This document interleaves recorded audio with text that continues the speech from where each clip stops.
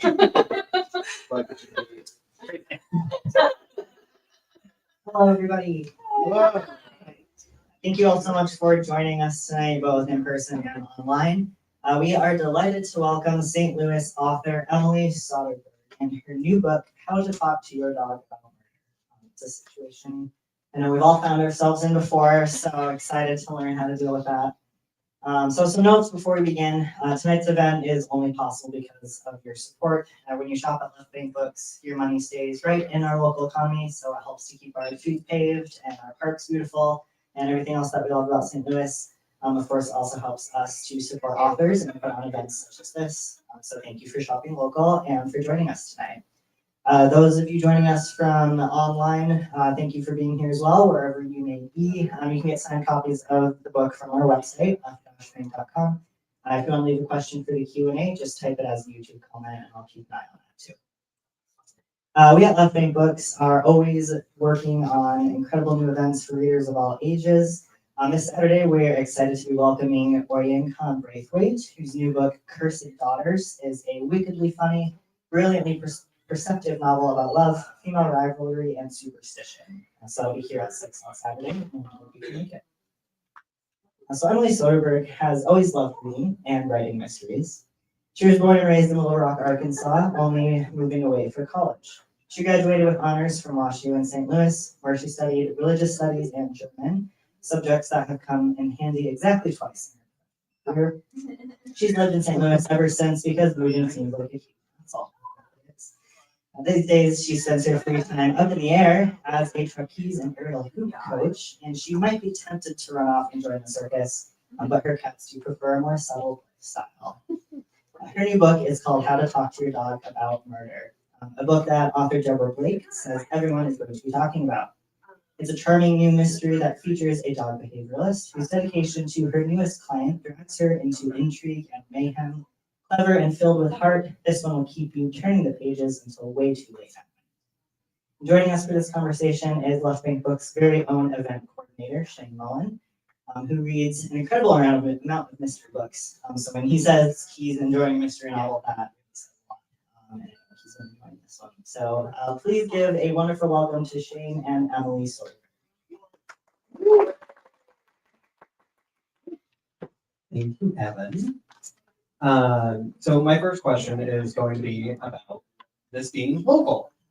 So I want to know how much fun and how difficult it may have been to write a book set in St. Louis and then also kind of fictionalized St. Louis. So super fun. I get tired of reading books that are set in kind of generic Midwest blobby towns when New York gets books where they tell you what avenue everything's happening on and what street everything's happening on, and San Francisco gets that. I'm like, well, St. Louis is great. And it's St. Louis's variety of neighborhoods works really well for this plot because it's a character who lives in the city and then goes out to a house in Ladue. And it's the difference in those environments that makes it so exciting and that helps drive the plot. And St. Louis had it ready to go, so there was no need for me to invent it or set it somewhere I've never been. It was just perfect. How did this book come about? Well, I love mysteries. I love mysteries a whole lot. They're the best. So I wanted to write a kind of traditional mystery in the sense that it's a fair mystery. I think you could solve it with the clues presented. And then the rest is kind of window dressing. So in terms of the character is a pet behavioralist because pets are amazing and so much fun. And it's a reason to get my character, Nikki, into someone else's house in a setting that she normally wouldn't be. It's not a friend of hers. It's just these weird people in this mansion. So she gets to go hang out with them. So that's all in service of setting up a mystery. And I love Nikki as a character. Like, I think my favorite thing about this book so far. I have not finished it, so if you have, do not spoil it for me, because I am pretty certain I'm probably going to finish it tonight. At the rate I'm going, I think that's what's going to happen. But Nikki is such a. I love the amateur sleuth kind of vibe to my favorite mysteries typically end up being that. I love some detective mysteries. I love some procedurals and whatnot. But the amateur sleuth is really what I love when it comes to mysteries. And you've given her such a great backstory and such a great entrance into their lives that I'm wondering how much fun was it to kind of keep inventing? She's done so much and she feels like one of my friends. Yes, I love amateur detectives too. I do love detectives, but amateur detectives are great. I wanted to write a character who was realistic for a millennial audience. So she has all these random side gigs that she has, which is awesome because one, if there are ever any other books in the series, she's got she's got her fingers in lots of different pies. So there's lots of ways for her to meet and interact with people. It's also realistic for the readers because, lots of people have sidekicks these days. I wrote a murder mystery.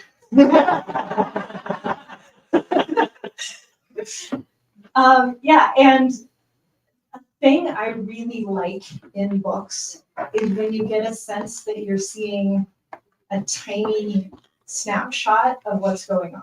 There's a sense that this is happening as part of a wider world. She alludes to people that you never meet. You get little tiny snippets of hobbies that you kind of aren't expanded on. And that's what I really enjoy as a reader. So it was lots of fun with her anytime I needed to just, move the plot along. Well, what is she doing? It's not just she's solving a mystery. She's doing something, and solving the mystery interrupts it. And that's because that's what I like as a reader. Do you have plans to continue the series? And how many books does each person tonight need to buy? As many as possible. I would love for there to be a sequel. I'm currently pitching a sequel to my publisher, but I don't currently have a multi-book deal on this. So yes, if you buy all of the books in the world, they're going to say, "Ooh, this is really popular." And then they'll make a second one, and then you'll have to buy all of those. Yeah. So I 100% wrote this with the idea that it was setting up a series. There are lots of avenues, lots of different groups of people that a pet behavioralist could interact with who come in for one mystery and then go away. Instead of it just being super, a one-off, you could make it all her close friends and relations, because then you don't need to worry about how the murder impacted them for a sequel. But the murder impacts other people. She's meeting them and they're over there. It's fine. I know that you wrote this book for other people, but I really do feel like you wrote it for me. I do gig as a dog sitter. So, really, when they handed me this book, I'm like, wow, I had no idea that someone could write a book so perfectly. And, really, you are correct. There are so many opportunities, especially in the world of dog sitting, dog walking. The only thing dead that I have found is, unfortunately, a couple of squirrels. But Were they murdered? they were murdered by probably the Chihuahua. Did you talk to him about it? I do not, because I'm not a pet behaviorist. I think I might need Nikki to come in. Hey, dude, what's up? Why do you keep killing me? Yeah. Okay. Dog sitting is a great premise, or animals are a great premise. Finding yourself in a world that is uncomfortable and uncertain, and then if you throw in a murder, it's just perfect. Yes. No, I agree, because the kind of people who are going to hire a pet behavioralist they've got stuff going on in their lives. Their pets aren't, they're not leading these perfect normal lives, and then all of a sudden their dog starts misbehaving. This one is, the dog is grieving because the owner, the husband of the client has just died. He's died about a month ago. So the dog is grieving. So this whole family is in turmoil and tensions are running high because of this death that's happened a month ago. And the dog is part of that. So that's kind of how Nikki comes in. If it was something like, maybe she has a ton of dog walking clients, but her dog walking clients are all super chill because they're just, their dog gets walked once a day. They're not necessarily experiencing all this tension, but calling it a pet behavioralist means there's stuff going on. And it means there might be people that kind of all kinds of walks of life who might find themselves needing to call that in. So I 100% was thinking about sequel potential when I came up with the concept. What research did you do into, like, how did you know all about being a pet behaviorist? The internet. It's great. No, so pet behavioralist is actually a highly disputed title. There are several different bodies trying to license people as pet behavioralists. States have patchwork laws about what you can call yourself that, and there are all these professional organizations. So I wrote the book 4 years ago. I'm trying to remember that background research, but there were, I think, 3 different professional organizations trying to say you can only call yourself a pet behavioralist if you've done our program and have our certificates. So they're all they have websites that denigrate the others. But what I watched a lot of was videos of what's the guy, Jackson Galaxy, Yes. who's the dog one? Oh, There was a Caesar Milan. That's the one, Caesar Milan. I watched some of his videos and they were hilarious. He had a clicker, and she's not a dog trainer, so we didn't get into any of that. But here's some sense of how you might approach a dog who is having behavior problems. I would love to do a cat. That would be so much fun. But we were talking before we started, the problem with cat, I'm actually a cat person and just wrote a book about a dog. The problem with cats is if someone gets called in to consult about a cat, they're gonna pet the cat and then give some advice and then leave. And Nikki gives some advice and then takes the dog for a walk. And so she gets to go around and meet people in the neighborhood and come back every day to walk the dog. So she's really gets embedded in this family kind of quickly and against her will. So I don't want the internet, but we hosted Jackson Galaxy many years ago. He came in to the store before the event to tell us what problems our cat at the time had. And he revealed, to no one's surprise, that Spike was very treat oriented. And I was like, yes. But what else? He's a cat. That's his prerogative. Yeah. So I'm very treat oriented. yeah, there might be a story there. I mean, maybe there's a rival pet behavioralist, I love that idea. and that pet behavioralist. Trying to cut off treats for all the good Yeah. cats in bookstores. Whatever. They deserve treats. Yeah, and then they deserve murder. Yes. Yeah. Taking away the treats. We'll have to change his name. Yeah. Can't call him Jackson again. And also, it's gonna be all the cats they just murder. Like, that takes a different turn than this one. Yeah, that would be quite the twist. Like the butler didn't know it was the cat. So you say you were writing this you finished it 4 years ago, or you were writing this 4 years ago? Let's see. I wrote this mostly in 2021. And then I got an agent. So then I spent most of 2022 trying to interest an agent in it. And then so I got an agent in October of 2022. And then she spent a year trying to sell it to a publisher, during which I wrote a different book. And then we kind of gave up on this one. And she started selling the other book. And then somebody who had like no response to this book was like, actually, let's do that. Right? So they bought your second book? No, Oh, they bought this one. So this one had essentially died on submission. My agent and I had given up on it. And then somebody who had just kind of ghosted came back and said, hey, that thing you sent me a year and a half ago, let's move on. you should So promise. be persistent or just wait and hope. There was no persistence. That's amazing. Like that I've not heard of another kind of with that same story. So I'm special. I wanted to ask you to read my favorite part so far.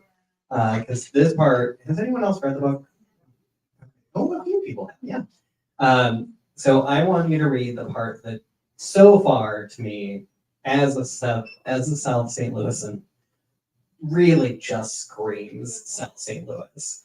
And has been my favorite interaction. Because there are some really amazing secondary characters, but I think the neighbor is probably going to end up being my favorite.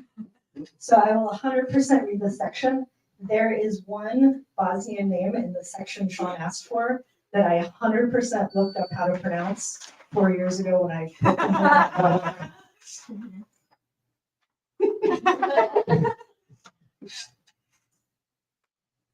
Our building was an old, shabby-looking duplex about 2 blocks off Tower Grove Park in South St. Louis City. An eclectic neighborhood, partially gentrified, mostly catering to youngish, hipsterish people like me and Jay.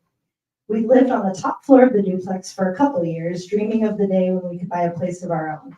I mean, the area is great, the building's fine, and our landlord, Dwight, was okay. But both of us wanted to stop renting at some point before it was time to move into a nursing home. When we first moved in, a young family lived downstairs. The parents were Guatemalan and were wonderful neighbors. Their twin daughters were sweeter than they were loud, so we missed them when they moved out, having found a place in a better school district.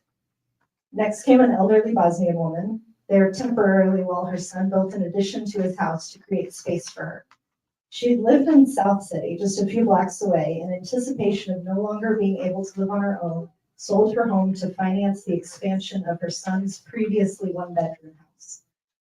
The day she moved out was a celebration, her whole family on hand to help with an air of bringing her home from exile. I went down to help carry boxes, and let me tell you, I ate well that day. Treat loaded. Before everyone arrived, she'd made a giant pot of something I would have called polenta, they called perma, which she dished up to hungry movers and hovering neighbors in bowls with dollops of sour cream.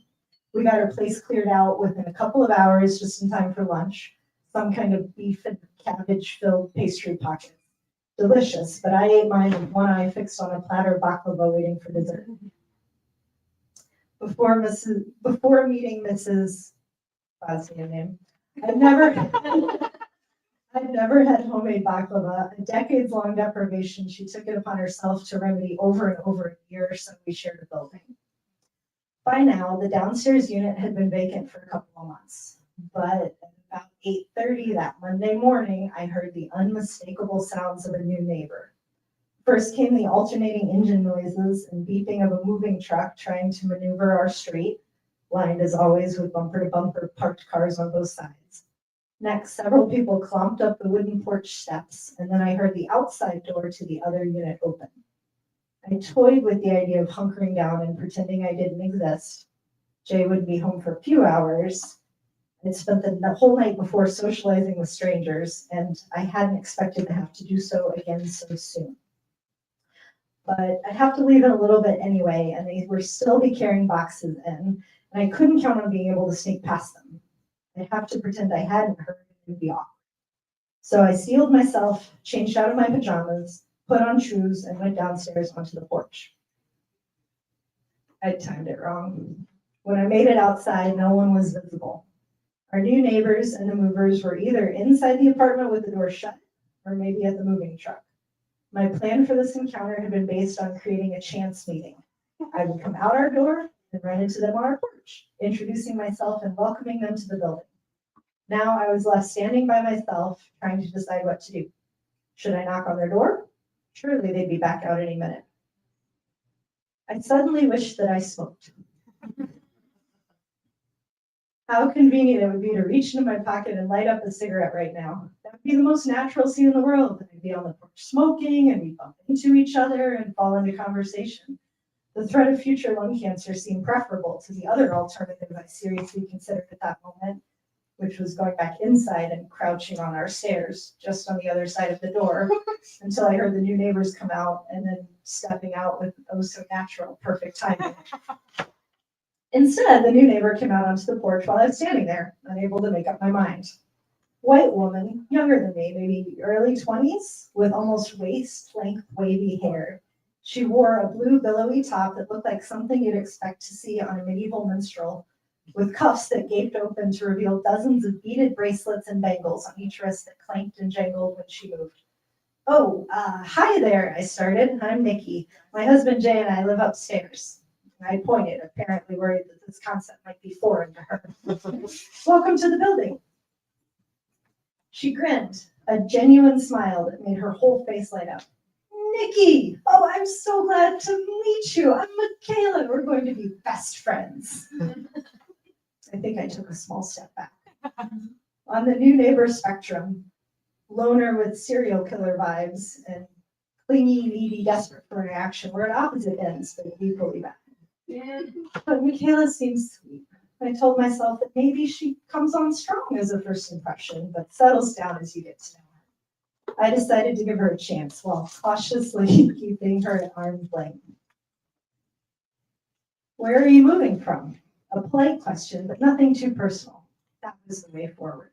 The answer came in a flood. Oh, I've been staying a few blocks down, kind of at Spring and Chippewa, it was a nice place, but my mom owns it, so it's kind of like living at home, So I was like, Mom, I need to find my own place. So she found this place. I'm so excited. I love this building. Do you guys have an awesome stained glass window in your bathroom too? I love this block, and I'm closer to the park, which is awesome, because I love to go there and recharge my batteries, And then I met you, and you're so nice. She clapped her hands excitedly. This is going to be so much fun. All right, now it's time for lying. She made it sound like living downstairs from us was going to be one super exciting slumber party. I did not have the energy to deal with her.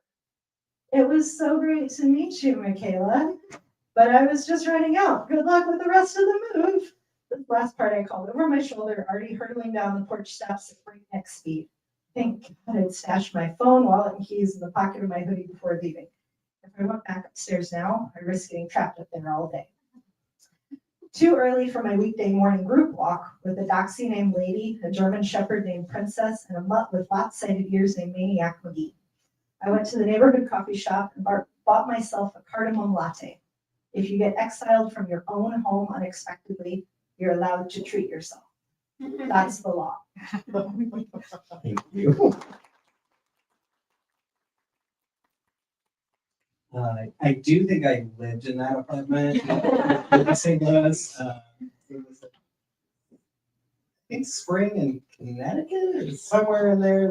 That sounds right. It is a specific apartment that my cousin lived in for a year. Oh, what was the name? It was 17 years ago, and I lived there for 3 months. It was the worst because I was working overnight, so they were doing tuck pointing at the house. Oh my God. I did not sleep for 3 months. Yeah. Have you gone to the bit with the compressor yet? You will enjoy the bit with the compressor. I want to ask a couple more questions before opening it up to the audience. Who is your favorite secondary character to write, and who was your least favorite because they were despicable?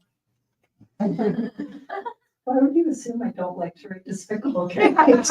It's a murder mystery. Okay, the dogs are by far, well, all the animals are by far the most fun to write. 100%. So if you write an animal character, you get to just kind of allude to a personality trait or a characteristic, and all of a sudden it's a portrait of an animal. If you try that with a person, that's a caricature. But with an animal, you get to do that. And I also love the names suggest something about the animal's personality, but also about the owner's personality. So in that, Nikki's talking about a dog she's got as part of her walk group named Maniac McGee.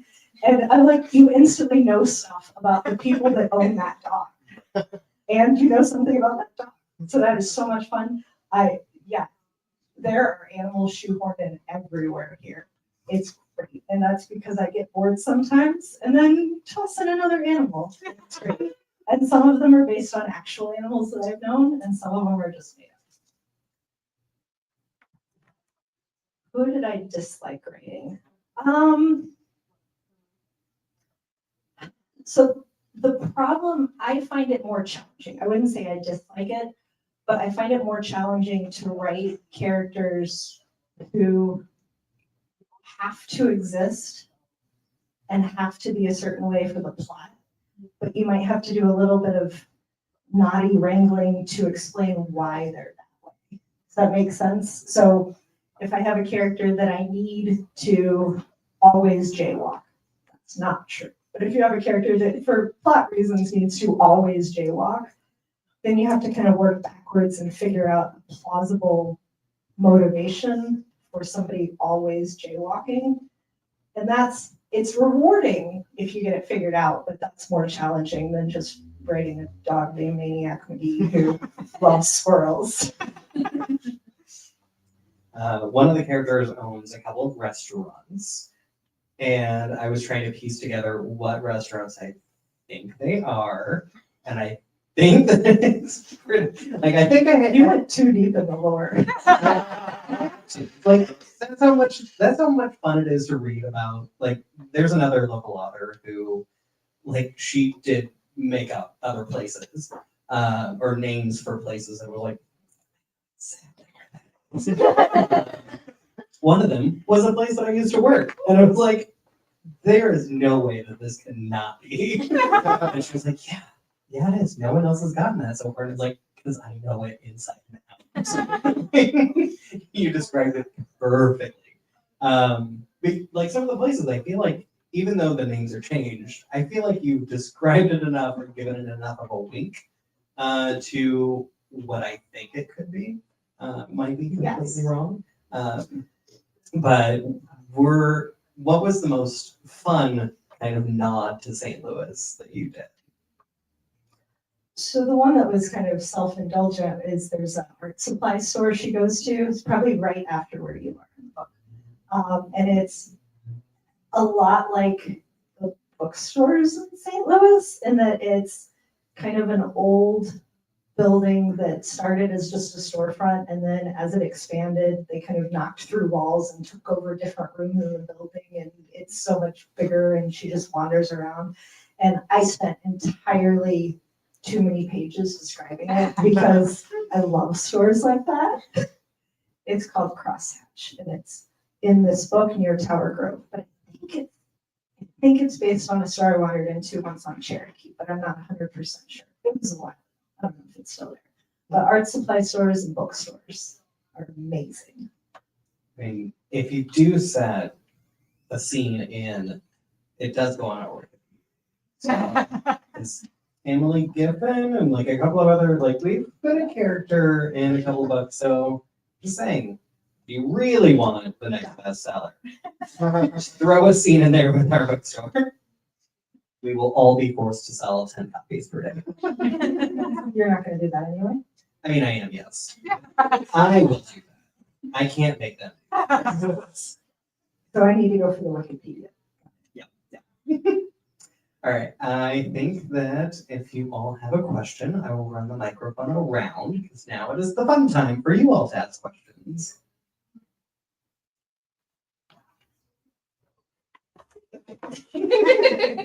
No. Okay. You relax your work. You said you wrote another book while you were waiting on this one. What's that one about?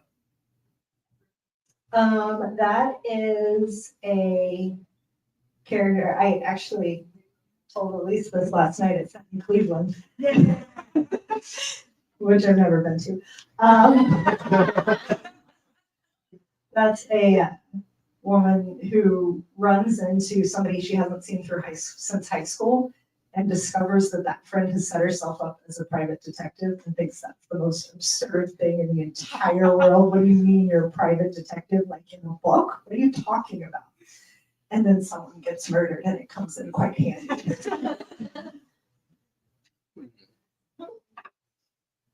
But that one's still ethereal.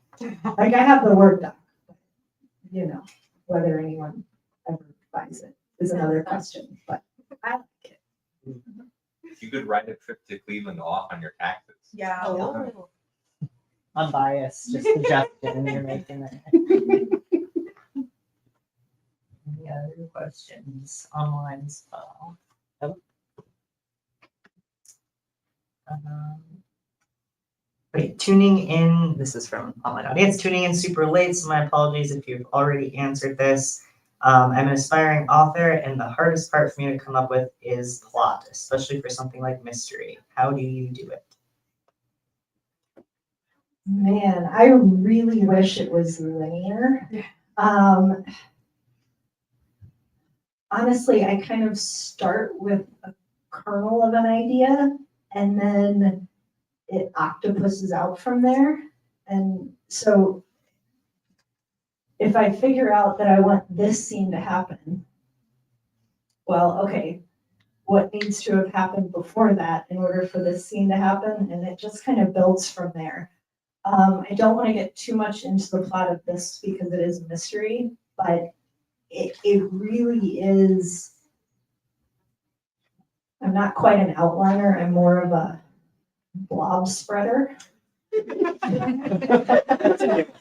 heard plotter and pantser. I haven't heard. Those are the two official ones. But yeah, if you come up with like one really cool scene, you have to then come up with what would that set in motion, but also how did we get there, and just kind of spread out from there. Again, the premise of the pet behavioralist I really enjoyed because it would let people who wouldn't necessarily normally interact, lets them play off each other. And anytime that happens, you have conflict, which is what you need for a plot. I know in a project I'm working on now, every time I get stuck, I just make the characters, like I put them in the room together and make them have dialogue. Because I kind of, if I'm trying to just outline it, I might say, okay, then they get a bus, which is really boring. But if I put them in a room together beforehand, one of them is going to start screaming insults at the other, and that might spin it off in a totally different direction. So I'm positive that was not helpful. I'm so sorry. Have you read? Because there was like a big book last year or the year before from a lot of like the biggest names in mystery that were like how to write a mystery novel, and people kept trying to convince me to read it, and it was like, but then I'll know the secret. Like I like reading. Just go on. Yeah, I have not read that. I've read several blog posts really about how to write a murder mystery. Mainly, I don't want it to be too formulaic, but the audience expects certain beats to happen, and you don't want to lose people. Or like in this one, the murder happens relatively late. Like if you read the outline of how a mystery is supposed to go, kind of often you find the body at the end of chapter 1. And that's not the way this one's structured, which is why it was really important to me that murder was in the title.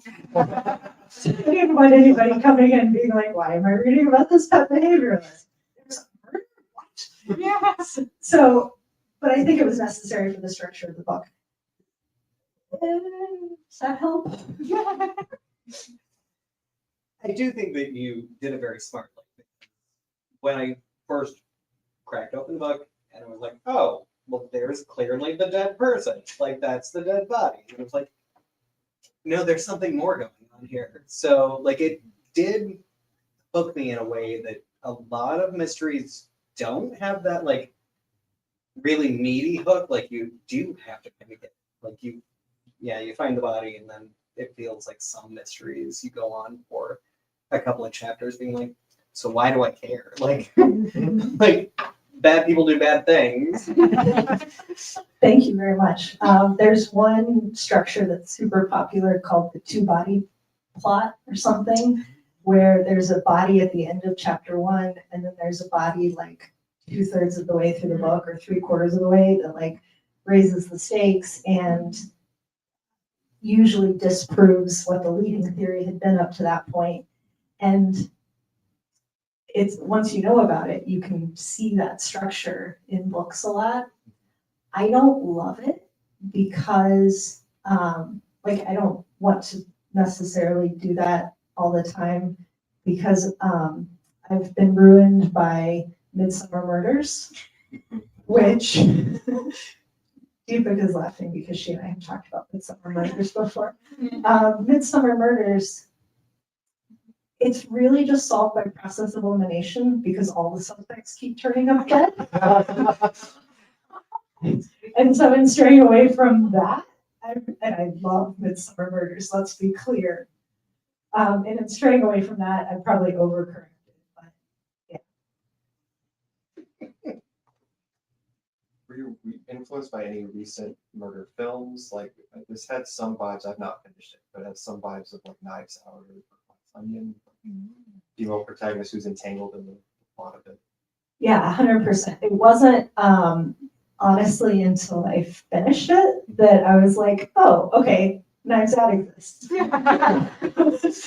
But it's honestly, it's not based on any contemporary mysteries. It is a English country house murder that happens to be in the wrong century and continent. So Nikki isn't genre aware in that sense, but I am. So I had a lot of fun when I was writing it, being like, okay, if they were in some English manor house for an extended stay house party, which was apparently a thing, the next step is that the butler would come in and announce that cricket was happening on the lawn or something. That's obviously not going to happen in this book. But what would the analog of that be in St. Louis in the 21st century? And so that was kind of my inside joke I was working on.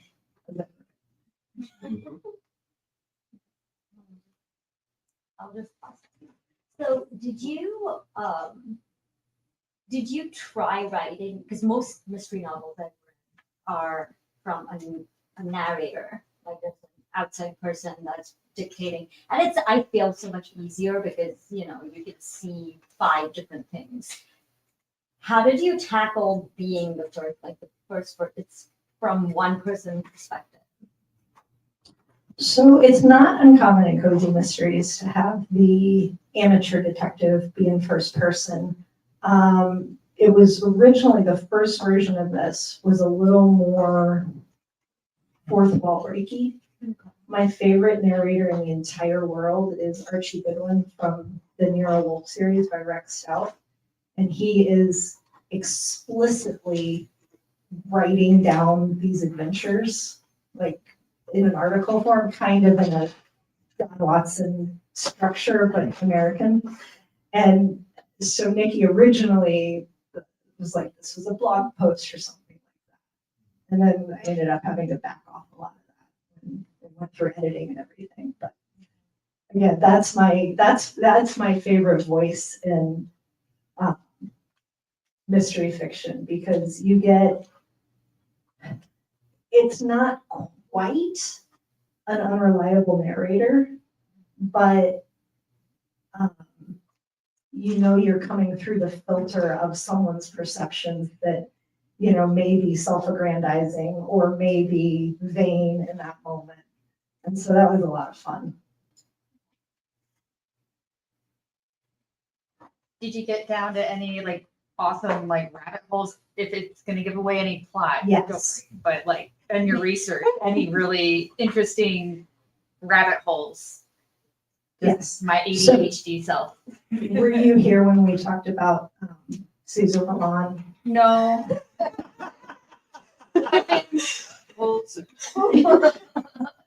Yes, I mean, you know me too well. All research leads to rabbit holes, and all Yeah. rabbit holes are by That's why I'm definition interested in your rabbit holes. Yeah, 100%. So yes, that's the most obvious, but like random, Or unexpected. how long does it take to drive to Kansas City? Is you Google that and then they're like, well, which route are you gonna take? What do you mean the highway? Yeah, there's a lot of, because one of the problems with setting it in a real place is you do have to check some things instead of setting it in mysterious landia of made up stadia. Would have been a lot easier in some ways. But then you have to keep it together. Or not, maybe it shifts. True. There are some of those mythical cities that just shift around a lot, but that's, Moving Bermuda Triangle. there's also, I did just enough research on things like police procedure and forensics and stuff to, so the nice thing is that Nikki doesn't know anything about that stuff. So she tends to tune out sometimes when it gets too technical, which is another benefit of being in the first person, is she can't pay attention when it gets really complicated. Thing. Yeah. People throw technical terms at her, and I only have to Google far enough to know that it's vaguely related, so that somebody might say it to her, but then she tunes out when they start defining it or saying how it actually relates. Excellent. Any last questions? All right, let's give one more round of applause.